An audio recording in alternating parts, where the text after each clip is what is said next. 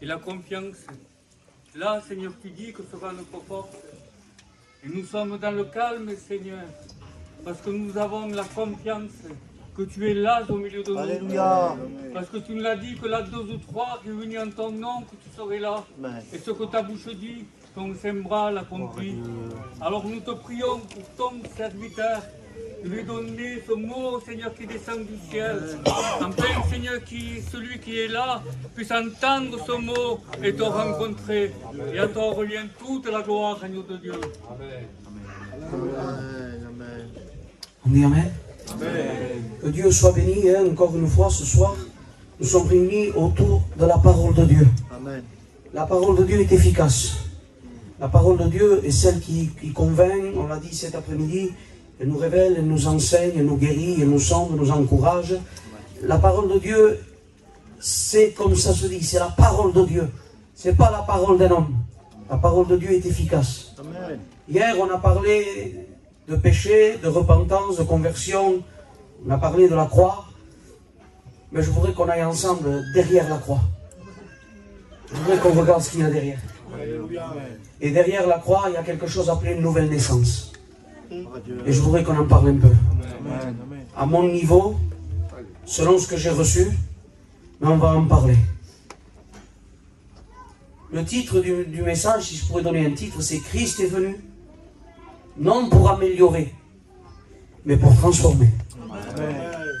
C'est quoi une amélioration? Amélioration, c'est prendre quelque chose qui vieillit et en ajouter quelque chose pour que ce soit mieux. L'amélioration, c'est prendre quelque chose de vieux et le faire qu'il soit encore, qu'on puisse s'en servir. L'amélioration, ça peut être un peu du bricolage. Comme certains mécanos, pour faire tenir le tuyau d'échappement, mettent du fil de fer. Ou comme moi, la carrosserie du scotch. Ça, c'est de l'amélioration. On essaye de faire le cache-misère, comme on dit. Jésus n'est pas venu cacher ta misère. Il est venu l'enlever, la misère. Jésus ne vient pas faire du neuf avec du vieux. Il ne vient pas améliorer. Il vient transformer. Il vient faire de toi quelqu'un de nouveau. Et il y a une étape qu'on appelle la nouvelle naissance. Baptême de régénération. Dieu, dans Genèse, a généré l'homme. Quand l'homme a péché, l'homme, il s'est dégénéré. Quand Jésus est intervenu, il est venu le régénérer. Ça veut dire, l'homme créé à l'image de Dieu. Le péché a déformé cette image. Mais Jésus est venu pour redonner à l'homme l'image de Dieu qu'il avait au commencement. C'est quoi le baptême de la nouvelle naissance? C'est quoi la différence entre le baptême d'eau et la nouvelle naissance? Le baptême d'eau, tu es plongé dans l'eau. Le baptême de la nouvelle naissance, tu es plongé en Christ. Le baptême d'eau, tu es baptisé par des pasteurs. Le baptême de la régénération, tu es baptisé par le Saint-Esprit lui-même. Et tu es plongé en Christ. Le baptême d'eau nous fait être membres d'église locale. Le baptême de la régénération nous fait devenir membres du corps de Christ. Le baptême d'eau ne pardonne pas les péchés. Mais le baptême de la régénération fait que nos péchés ont été effacés par le sang de Christ. Le baptême de la régénération, le baptême d'eau te fait marquer dans le tableau des cotisations. Mais le baptême de régénération fait marquer ton nom dans le livre de vie. Le baptême d'eau te fait rentrer dans l'église locale et exercer. Mais le baptême de la régénération te donne un libre accès au ciel. Ça, c'est le baptême de la régénération. C'est celui-là qui valide le baptême d'eau, baptême du Saint-Esprit. S'il n'y a pas le baptême de régénération, le baptême d'eau ne vaut rien. S'il n'y a pas le baptême de régénération, tu ne peux pas être baptisé du Saint-Esprit. Il y a une logique. Et j'entre dans le message. Il y a une logique qui est dans la croix. C'est qu'au cours Jésus. En tout et pour tout, il y a un message. On lui perce son côté. Non?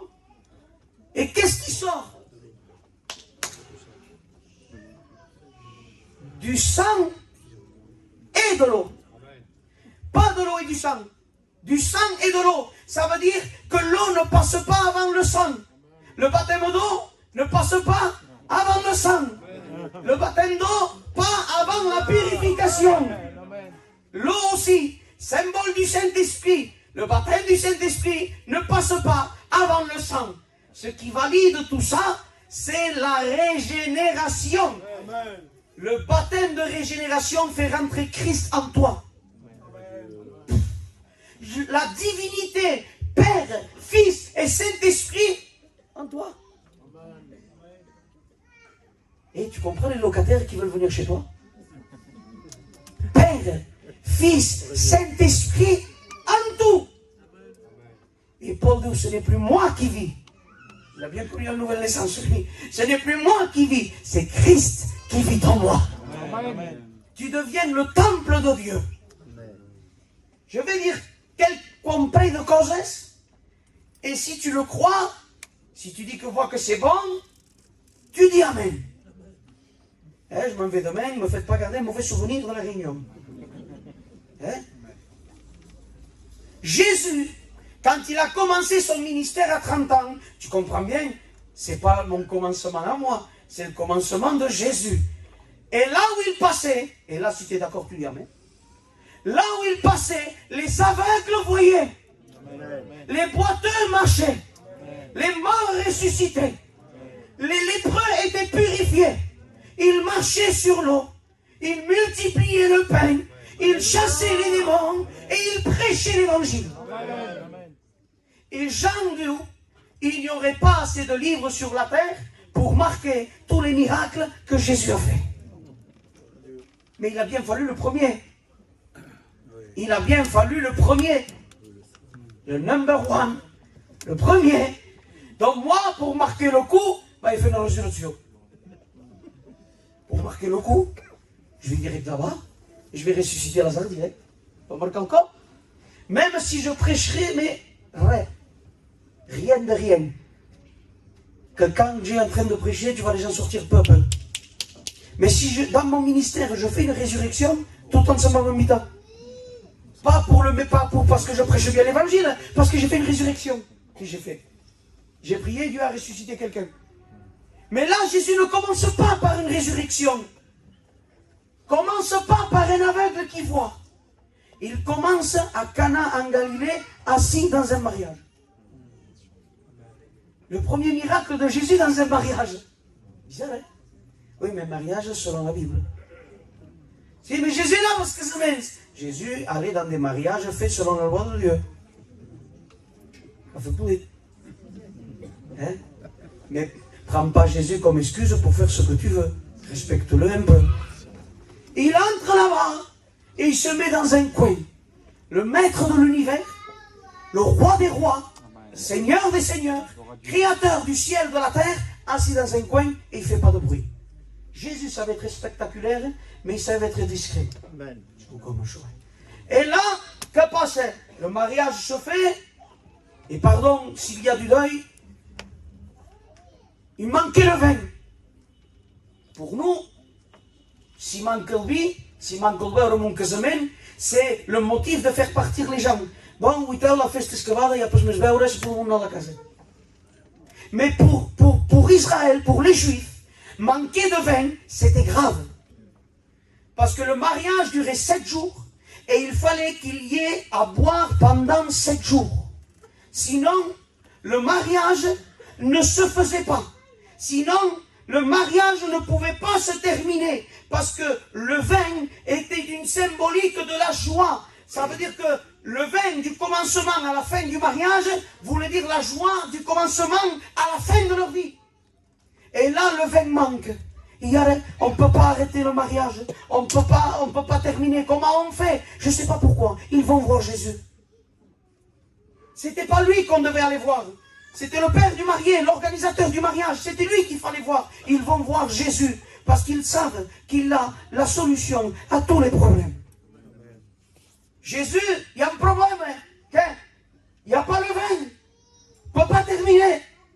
Et lui dit, amenez-moi 6 vases de pierre Et on lui amène 6 vases de pierre. Pourquoi 6? Parce que le 6, c'est le chiffre représentant l'homme. Et pourquoi de pierre? Parce que la pierre représente le cœur de l'homme. Le cœur de l'homme sans Dieu est un cœur de pierre. Un cœur sensible à tout, sauf aux choses de Dieu. Parce que la pierre, un corps de pedre, il ne ressent rien. Les choses du monde, oui, mais pas les choses de Dieu. Et la pierre est quelque chose d'une matière très variante.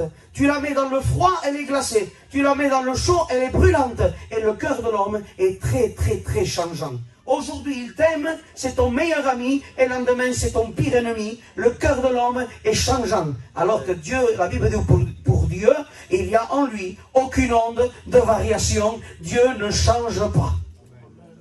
On lui amène ces vases de pierre et dit à demi-plein. Dans un cœur variant, un cœur dur, insatisfait. Parce qu'à demi-plein veut dire qu'il n'était pas plein. Ça veut dire qu'il y avait un vide.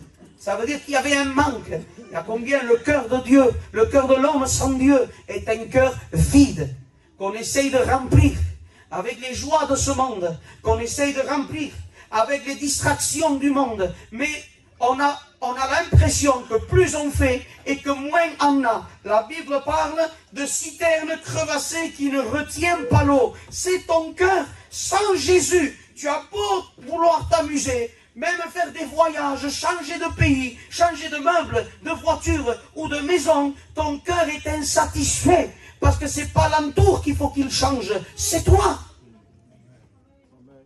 On amène ces cœurs, ces 6 cœurs, devant Jésus. Et lui, dès qu'il les voit, il dit, remplissez-les d'eau à rabord. Parce que quand on s'approche de lui, il est le seul capable de combler un cœur. Il est le seul capable de remplir le vide qu'on a dans notre vie. On a pu avoir un manque d'amour, un manque d'affection, des parents qui peut-être n'ont pas été là. Mais je te promets que quand tu t'approches de lui, ton cœur est rempli. Vous remplissez-les d'eau. L'eau, c'est la parole.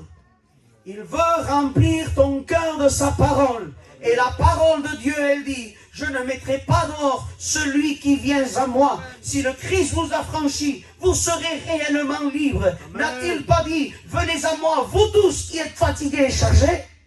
Amen. Et une autre version dit, vous tous qui êtes courbés à cause de vos fardeaux. Ça pèse le péché. Amen. Courbés par le péché. Et vous venez et je vous donnerai du repos. Et là, on amène les vases à Jésus.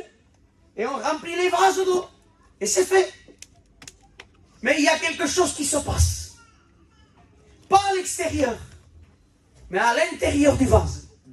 Et voilà le premier miracle de Jésus. De l'eau transformée en vin. Le premier miracle de Christ, c'est une transformation. Alléluia. Parce que c'est le but principal. C'est le but ultime.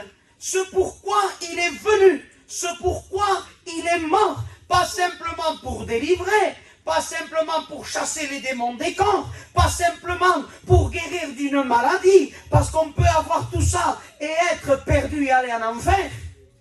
Je connais des gens qu'on est allé chasser des démons presque toutes les semaines. Et pourtant, ils ne sont pas encore convertis. Dieu les délivre. C'est le mot que j'emploie. Ils sont désinfectés. Ils retournent là-bas de nouveau. Donc te criden, veuen coses, senten veus, coses que els hi peguen, i c'est vrai. Donc vas y pregues, de nouveau, délivré, allez, ils retournent de nouveau là-bas. Donc moi je comprends après qu'ils préfèrent la compagnie du diable que la compagnie de Dieu. Donc après on décide de ne plus prier pour eux. Si vos combattez-le. Donc, tu as des personnes délivrées de démons et ne se convertissent pas. Guéries de maladies incurables et ne se convertissent pas. Mais ce que Jésus est venu, c'est produire en toi une transformation, un nouveau cœur, des nouveaux sentiments, une nouvelle vision, une nouvelle manière de parler, de marcher, de faire. Tu ne seras plus attiré parce qu'il t'a attiré avant. Tu diras comme Paul, ce qu'avant me plaisait, à chose qui, maintenant je le vois comme étant de la boue.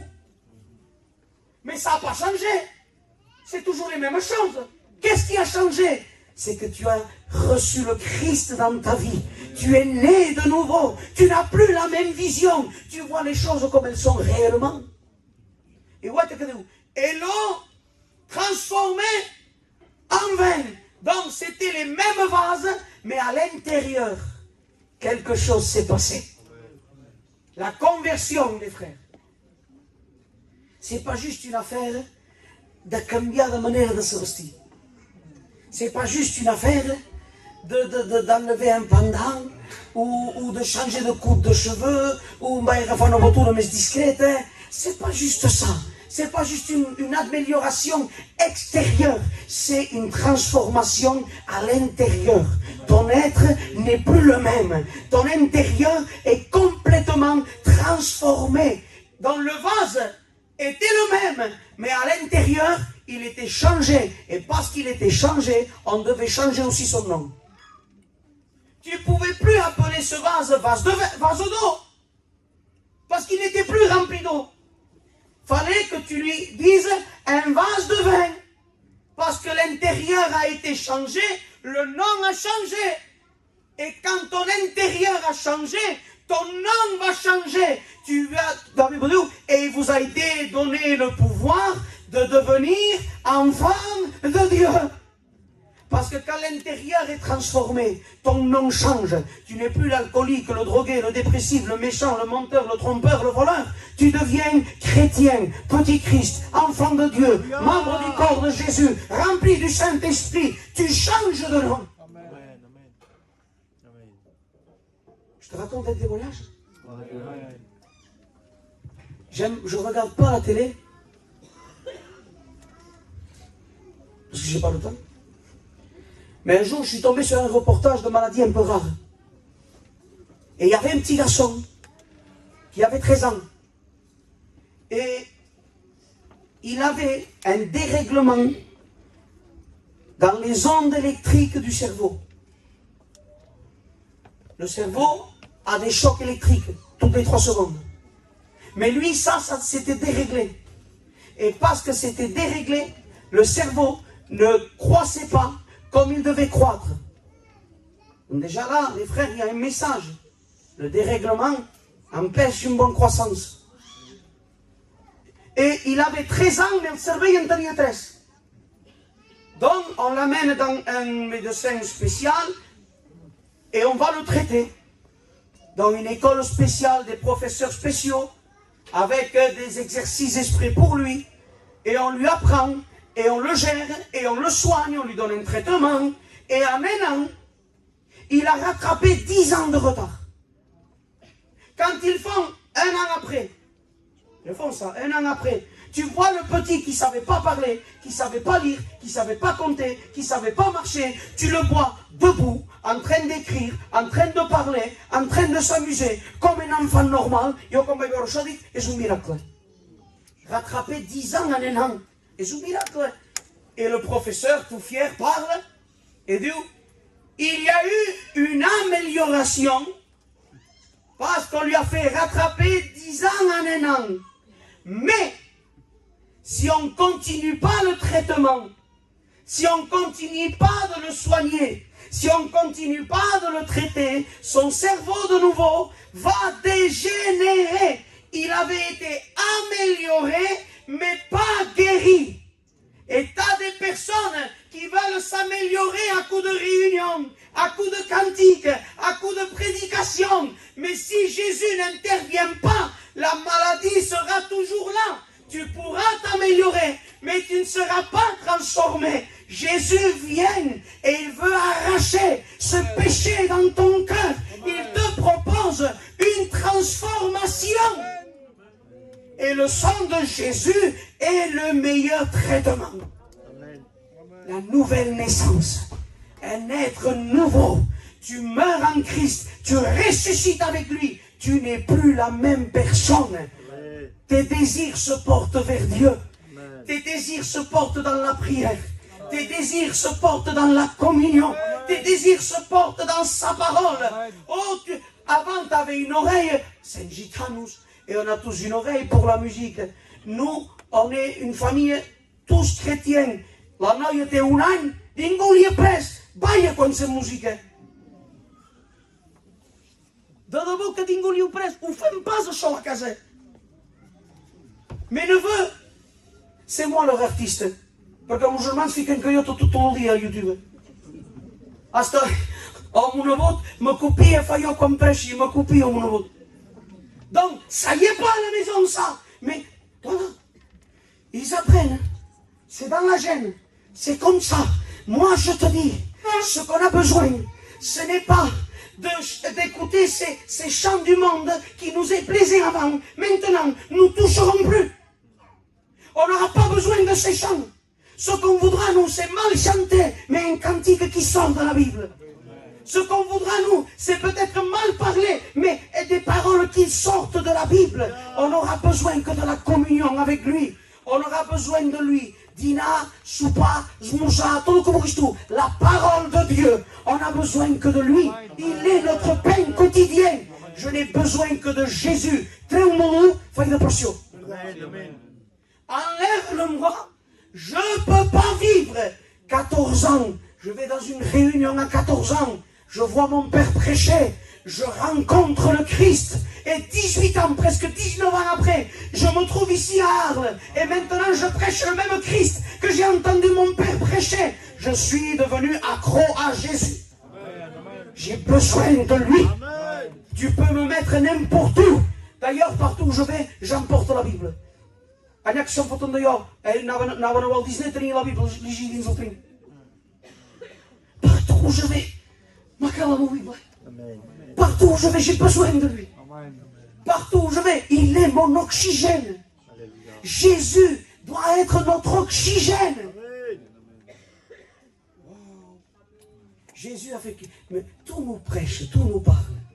Tu sais les arbres qu'il y a par là font quelque chose. Quand tu respires, tu prends de l'oxygène et quand tu expires, tu fais partir des impuretés. C'est comme ça pour tout le monde. Ces impuretés qui sortent de toi, ces impuretés qui sortent de toi, l'arbre les prend, les filtre et il fait sortir un bon oxygène. C'est pas ce que Jésus a fait, les frères. Qu'il a pris nos péchés, il a pris de nous ce qui valait rien.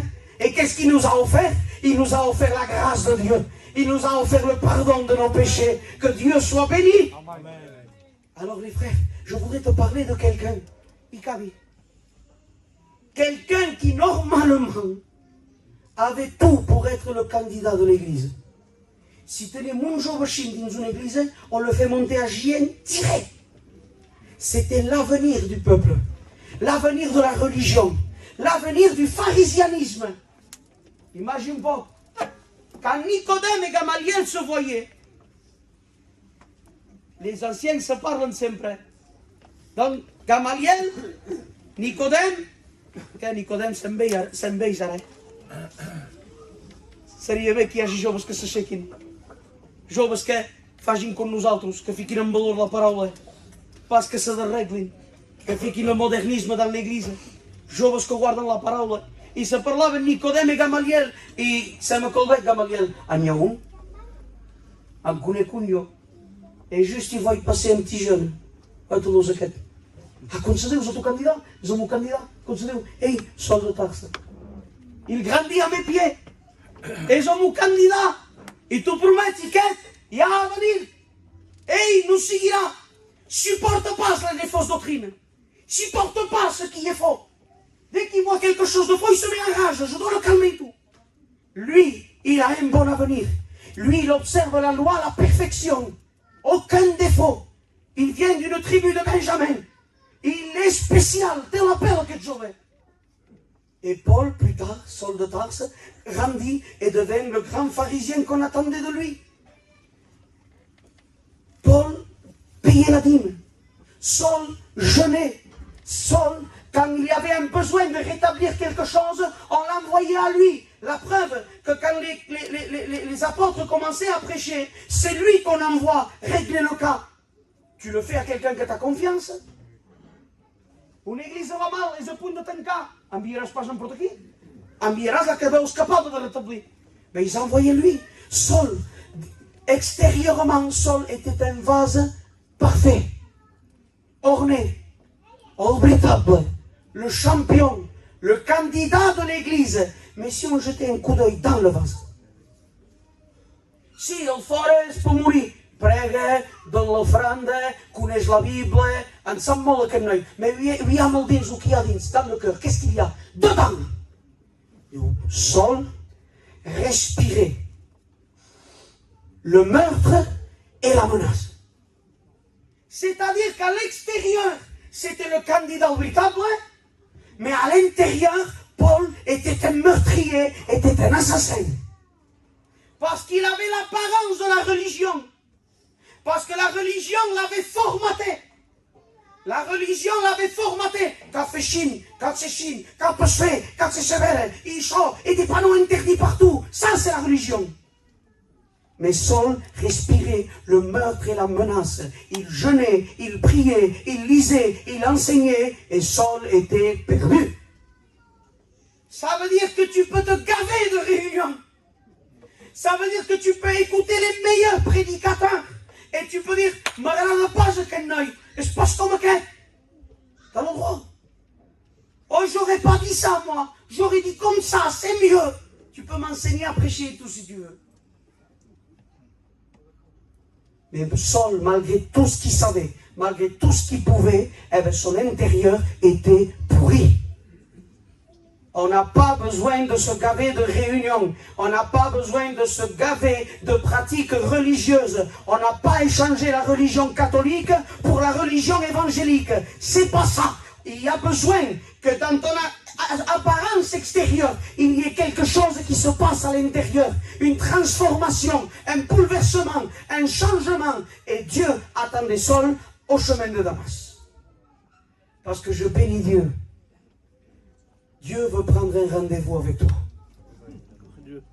Amen. Il le regarde et dit qu'il va pas bien là. Il va pas bien ce garçon. Il faut que je le rencontre. Il faut que je m'accapare son main.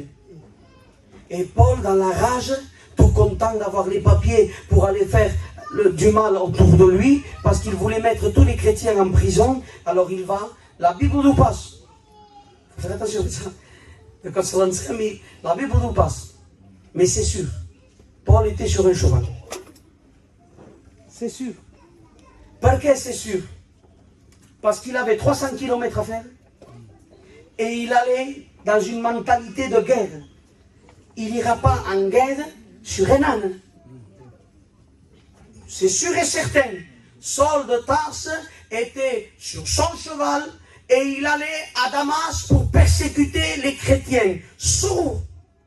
Et là, au chemin de Damas, ce religieux, beau d'extérieur, mais pourri à l'intérieur, rencontre le Christ vivant, le Christ ressuscité, celui qui a bouleversé tous les temps. Et il dit, Saul, pourquoi me persécutes-tu?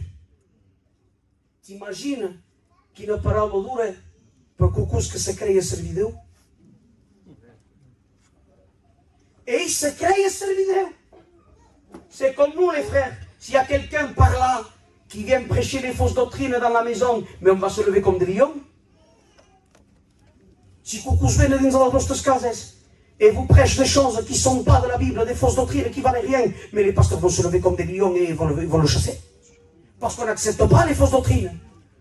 Et Paul se levait dans cette mentalité. Il voulait rétablir une vérité. Il croyait servir Dieu. Il persécutait Dieu. Un religieux ne sert pas Dieu. Un religieux sert la religion. Et là, pourquoi me persécutes-tu? Et dit que la lumière était tellement forte. Il a entendu une voix et il a vu une lumière. Paul avait besoin d'être éclairé sur son état.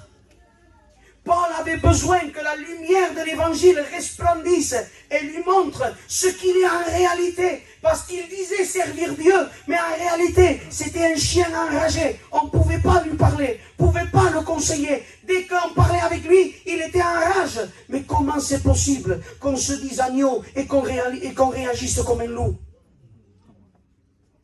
Comment c'est possible qu'on dise je suis un agneau, mais tu supportes personne et que tu veux être tout seul? Il n'y a pas de brebis solitaire. des loups, oui. Il y a des loups solitaires, mais pas des brebis. Les brebis sont en communion avec les autres brebis. Les nés de nouveau sont en communion avec les autres nés de nouveau. Une brebis n'a pas de dents pointues, n'a pas de venin, n'a pas de cornes, n'a pas de force. Elle a besoin de son berger pour se défendre. Alors c'est quoi ces personnes qui se disent « Io vai pas all'église, io che di tutto ascolti il pastor su YouTube, preghi un po' alla casa, ici ne sti be ». C'est du dérèglement. Quelqu'un né de nouveau a l'esprit en lui. Et l'esprit le poussera à ce qui est biblique. Il est bon et doux et agréable pour les frères de demeurer ensemble. Devo pas que quedi sol. Devo que sigues en contact avec tus germans. Contact avec tus germanes. Et que vous encouragez par des psaumes, par des cantiques, par des hymnes. C'est ça ce que Dieu veut. On veut, le Seigneur, qu'on soit en communion les uns avec les autres. Et Paul arrive là. Et la lumière descend. Et quand la lumière descend, donc les écailles de ses yeux sont tombées. Que pas beaucoup de choses. Mais ça veut dire simplement que Jésus lui a changé la vision. Des nouveaux yeux. Ça n'implique pas un changement de couleur. Ça implique un changement de vision. Ça implique que ce que tu détestais, tu commences à aimer. Que tu ne regardes plus les choses comme tu les regardais avant.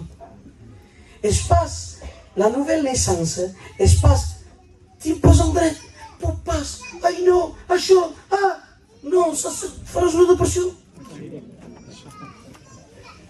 Je me suis occupé des jeunes toute ma vie. Depuis que je me suis converti, je me suis occupé de la jeunesse. J'ai vu des jeunes faire des dépressions parce qu'ils veulent vivre une vie chrétienne sans être chrétiens. Pas d'espace. C'est marcher sur l'eau. Tu ne peux pas. Il faut que Jésus dise viens. Et là, tu peux marcher sur l'eau. Mais s'il lui dit pas viens, vas vivre la vie de chrétienne sans ser chrétien, mais tu vas te casser le nez, mon ami. Pas d'espace. Rien à faire. Impossible à l'homme, mais possible à Dieu. Et là, son intérieur est changé. Paul n'est plus celui qui respire le meurtre et la menace, c'est lui qui écrit 1 Corinthiens 14, l'amour pardonne tout, l'amour supporte tout, l'amour est prévoyant, l'amour ne soupçonne pas le mal. Mais c'est lui qui respirait le meurtre et la menace. Quand on parle de Mourtare, il a connu l'amour.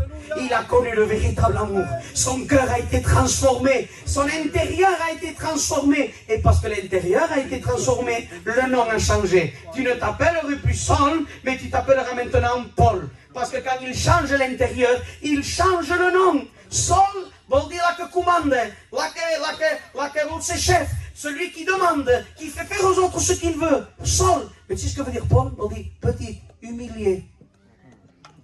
Jésus a changé un lion en agneau.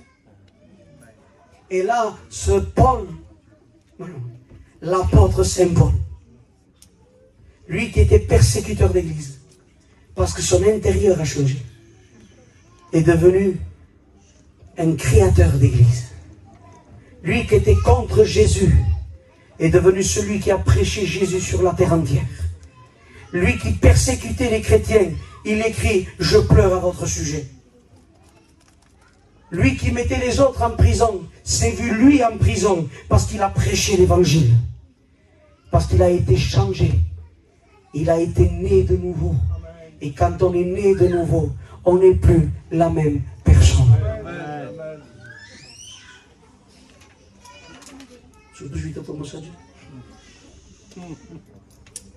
Je te raconte une anecdote. Regardez. Sentez-le. Je ne suis pas là pour prêcher bien. Parce que si je serais là pour prêcher bien, j'ai assez d'humilité pour donner des numéros à votre pasteur qui invite des gens mieux que moi. Je suis là pour te dire ce que Dieu a mis dans mon cœur pour toi. Et il a mis ça dans mon cœur. Regarde ce qui se passe dans la nature. Il y a un animal, chétif, petit. De quand on cherche, on appelle la chenille. La chenille est un animal terre à terre.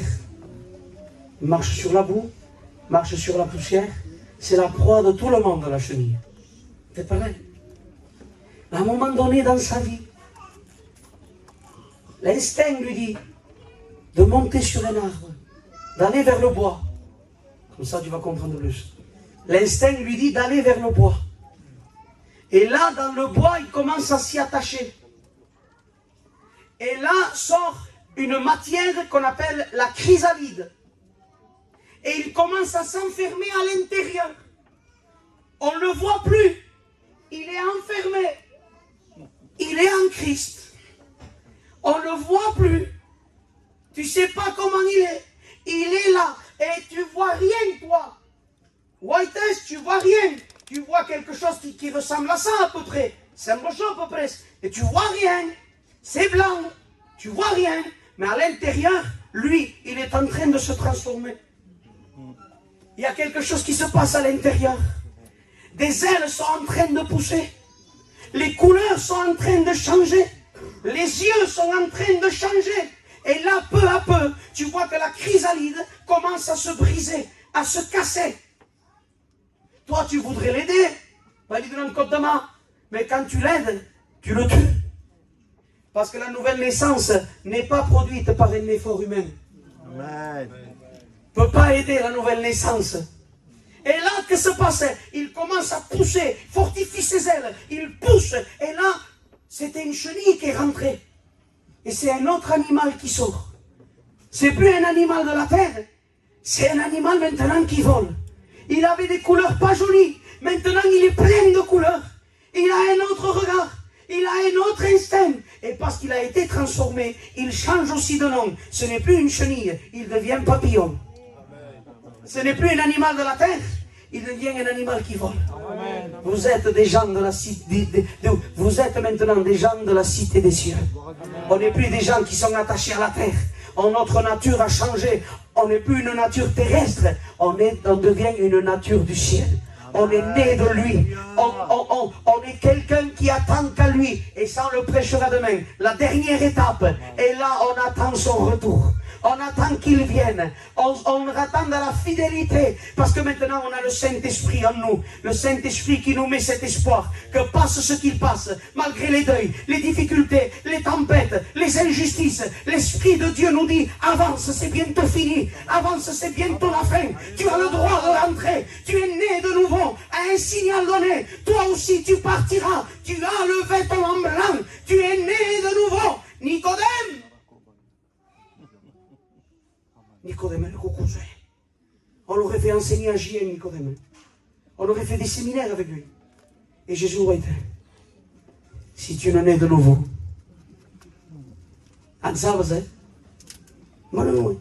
Tu jeûnes, tu pries, tu donnes la dîme. Mais si tu ne nais de nouveau, mon Nicodème, tu ne rentres pas dans le royaume des cieux. Donc, j'ai le texte. Si tu nais de nouveau, tu rentres dans le royaume des cieux. Et je termine avec ce témoignage. Bonjour. Je voudrais te parler de quelqu'un qui a été transformé.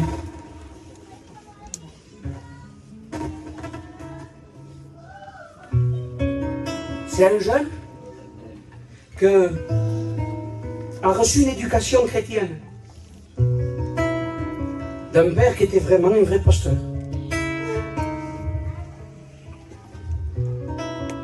C'est important le témoignage devant vos enfants. Amen. Amen. C'est beau, hein?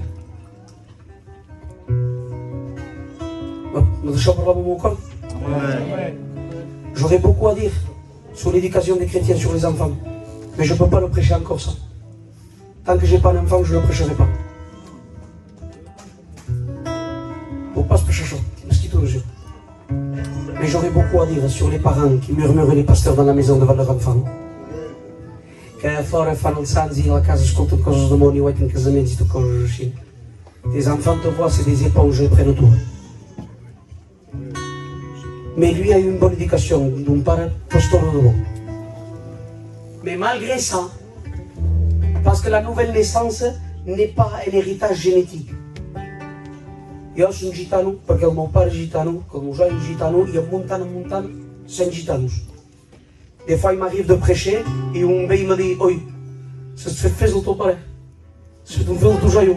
J'ai jamais vu mon grand-père prêcher moi. Mais mon doigt, lui, dans chaque suite, il va ok. C'est dans les gènes. Parce qu'il passe coupia, c'est dans les gènes. Mais la nouvelle naissance, ce n'est pas un héritage génétique.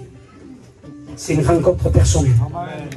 Et ce jeune, malgré un père pasteur, à 14 ans, commence à faire beaucoup de bêtises.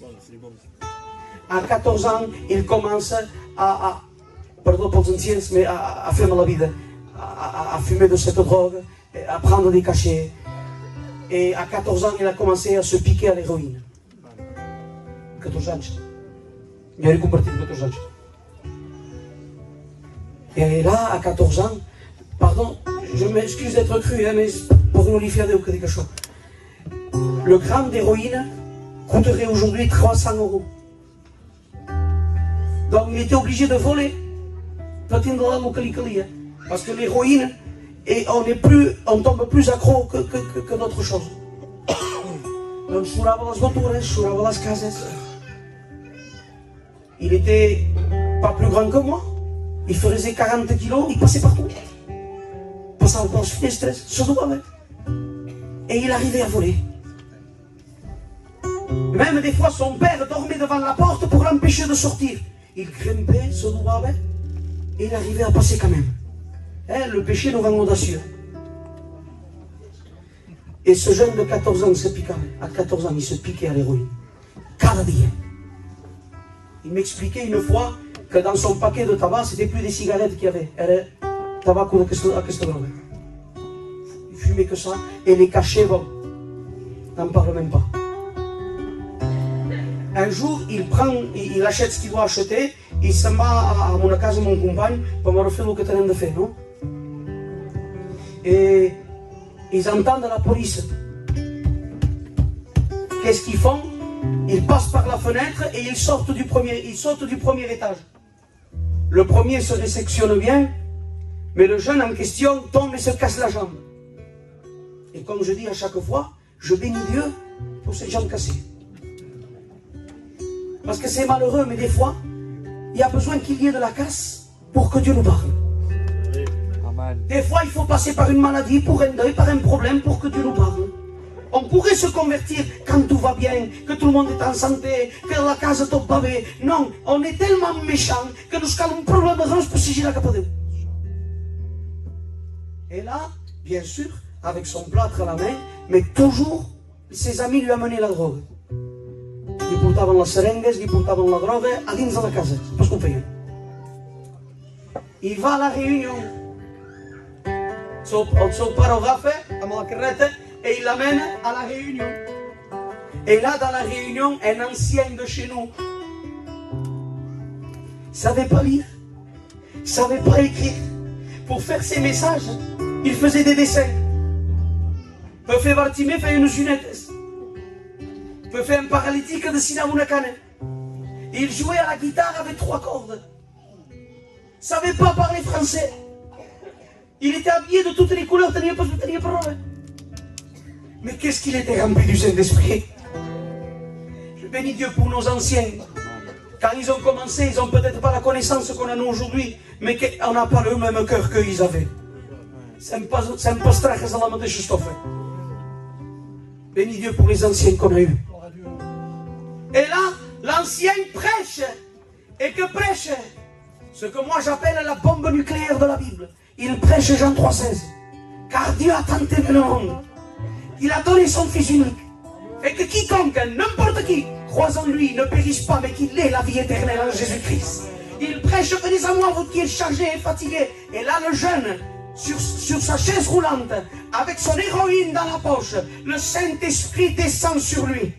Et là, il se repent. Et là, il se convertit. Il est délivré des cachets. Il est délivré de l'héroïne. Il est délivré du tabac. Il est délivré de la mauvaise compagnie. Il se baptise. Il devient candidat. Il devient pasteur. Il a un fils qui est serviteur de Dieu. Et ce fils, ce soir, te prêche l'évangile. Et il te dit que Jésus transforme les vies. Alléluia. Mon Père, aujourd'hui, est un pasteur serviteur de Dieu. Parce que Christ l'a transformé. On connaît son mon pare avui. Et que te digo su témoignage de unos papás esposos todos. Oui, c'est lui. Mais Jésus est passé. Et quand Jésus passe, il transforme, il change. Aujourd'hui, ma maison vit pour Dieu. Notre espérance, c'est Dieu. Tout est Dieu dans notre maison. Parce qu'il nous a transformés. On s'incline, j'ai terminé. Scusate se sono stagiato. Svolveo. Svolveo. Je ne peux plus imaginer ma vie sans lui. J'ai 32 ans, j'ai passé plus de temps avec Dieu que dans le monde. J'ai besoin de lui tous les jours. Alors je te lance cet appel. Tu veux de Dieu? Lève ta main.